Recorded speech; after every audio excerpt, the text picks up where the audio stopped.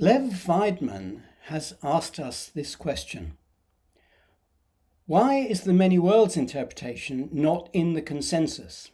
And he adds, I firmly believe that the many worlds interpretation should be in the consensus and want to know why it is not. I agree, and I too don't know why. It may be that only future historians of ideas will succeed in explaining it after the reality of multiple universes has become as uncontroversial as that of dinosaurs and of their evolution is today. But perhaps I can say a few things that might make this seem a little less mysterious and less reprehensible.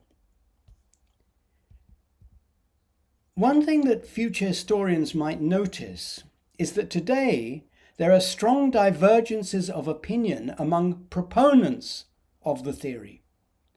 We all agree that it describes reality, not just predictions, not just our confidence in predictions, not just our states of knowledge, and so on. But we disagree about what reality it does describe. Is the world that we perceive as n particles in a three-dimensional space actually a complex function on a 6n-dimensional one? Does that function describe reality, or is it itself the reality? Is the reality described by Q number observables, as I think? And what about time? What about space-time and quantum fields and quantum gravity? And are the effects of one quantum object on another purely local or non-local? What is the origin of probability in this theory? On all these issues, we disagree. Indeed, Lev's question asks about the many worlds interpretation. I disagree with that very term. Who would call the theory of evolution the many dinosaurs theory? Nor is Everettian quantum theory an interpretation of quantum theory or anything else. It is quantum theory. It should just be quantum theory. Or call it Everettian if you want to give due credit to the corrector of earlier untenable misconceptions. In my view, splitting an explanatory theory into its formalism and its interpretation is itself a reinterpretation which, if insisted upon, is never more than institutionalized casuistry. It follows from the existence of these disagreements that most or all of today's advocates of Everettian quantum theory must be mistaken about what the world according to quantum theory is actually like.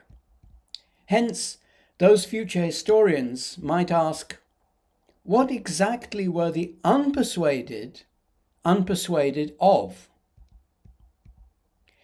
But this internal dissension theory won't do as an explanation of Lev's mystery.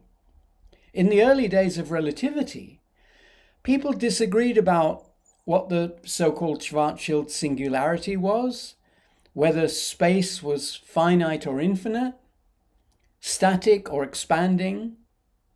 Einstein even wrote to the Times in 1919, categorically denying that his theory supersedes Newton's. Nevertheless, the vast majority of physicists were soon incorporating Einsteinian relativity into their worldviews. Lev's problem, our problem, is that the same has not happened in regard to quantum theory. We won't find the answer in Kuhn's theory of scientists being stuck in so-called paradigms. Such theories would apply to all fundamental progress, including relativity. The people most prominently stuck in their paradigm are actually the believers in paradigms. So what is special about quantum theory that makes physicists reluctant to do what physicists do, namely apply the theory, test it, see what it says about the world, and let that inform your worldview. Why do they spin off into magic and double talk or denial or wishful thinking?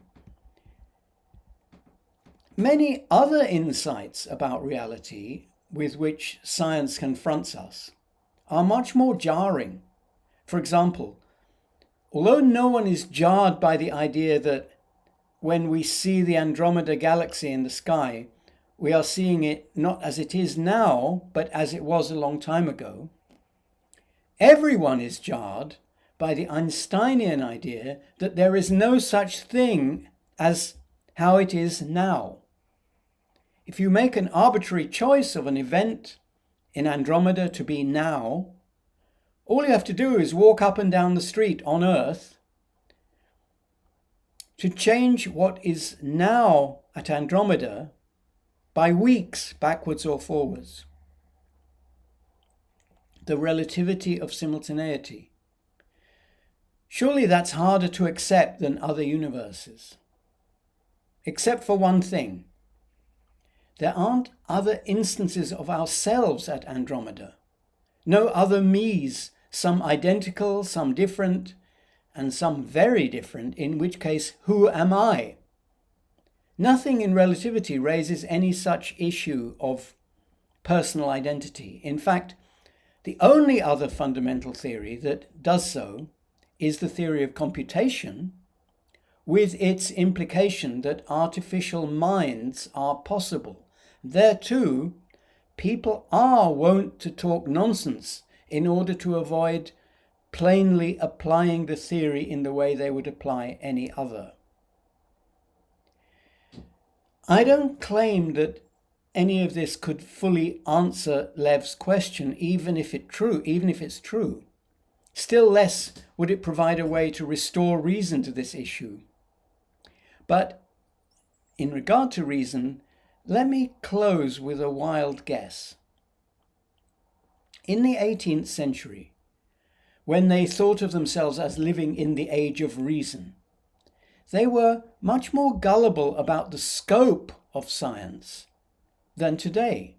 People were ready to accept that chess-playing automata already existed, that horses had been trained to count, and in the 19th century, that Mary Shelley's Frankenstein and Jules Verne's submarines were just around the corner.